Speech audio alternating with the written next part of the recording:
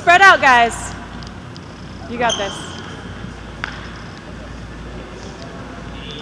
So I'm not exactly quite sure what you guys have done yet, so if I repeat, I apologize. So we're going to start really basic, and everything we do here is applicable to theater. So we have a little example of how the sound waves move. The rope for alternate to the air.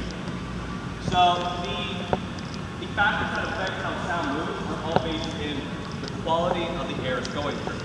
So if you have very non-conductive sound, the wave's not going to go that far, right? You got kind of good conductivity, your wave's going to come back and forth, right? It's going to reflect. Now, ideal conditions, which are unfortunately in here, you got resonance, right? You guys have talked about what resonance is, right? So when it comes to theatrical productions, resonance is actually kind of bad. Because you're coming into this space and CD minor. See how long that sound wave lasts? That's because that sound is coming out of his hand, traveling all across the room, and then once it's bouncing. But since it's in a gym, it's bouncing up the walls, the floors, the roof, and it's doing it 9, 12, 20 times. It's just going. So for a real world application, that's a good thing. For art application, that's really bad.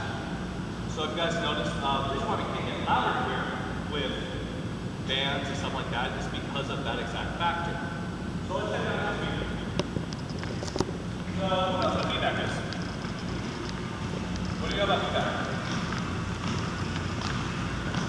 So kind of saying that.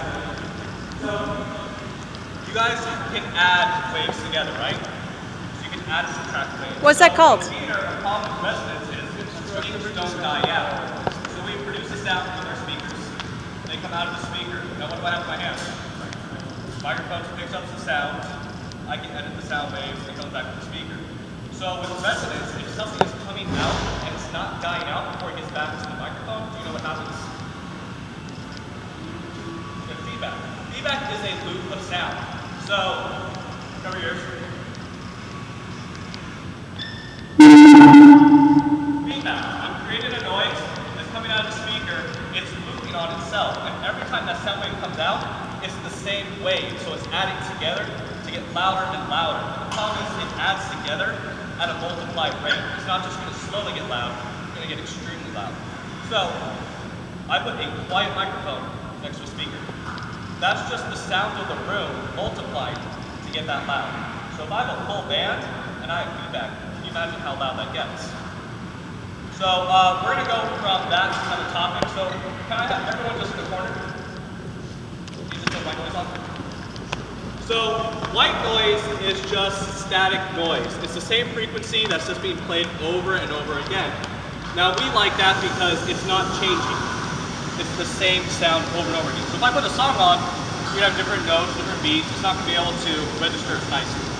So what I want you guys to do is walk on the 3-point line and take a loop. So what you're going to hear is mostly sound coming from the speaker, right?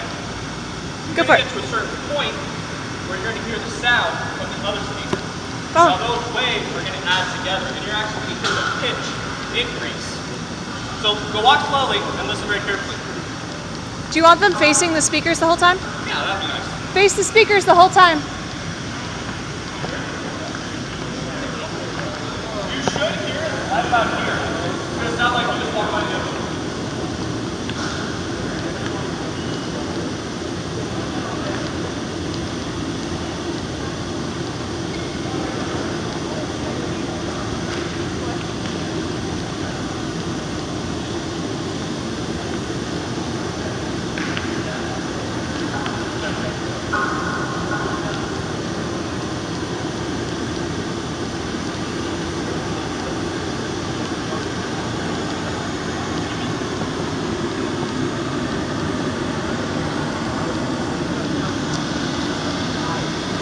So you hear it.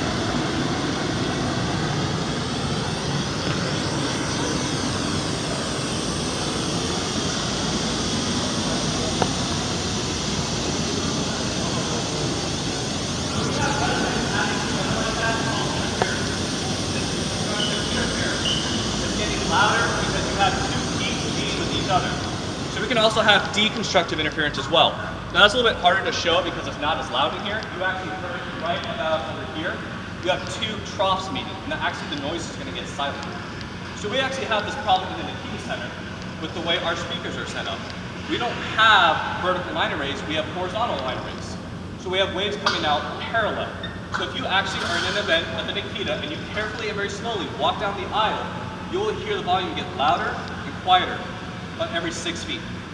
Some spots is so bad that during shows we have people come complain to us that they can't hear the show. When 6 feet down, you have a woman holding her ears thinking she's going to bleed. It's that large of a difference. Now it might not sound that bad in here, it's just white noise. You go into the Nikita, we have a dance concert, I'm playing at 110 decibels. A difference of maybe 7, 8 decibels. is a huge 110? difference. Oh my gosh. Yeah. We pump it. Yeah, you do. 90 decibels is the threshold of hearing damage for reference. It starts at, I think, 8 hours, right? 125 is the threshold of pain. 8? Yeah, it's pretty bad. And you guys do dance in there? Dance, Jamie usually plays at like 110 decibels, 105 decibels. It gets pretty loud. You guys have any little questions? I know I don't have much time, but I hope you guys learned a little bit. Any questions? Okay, Thank you so much.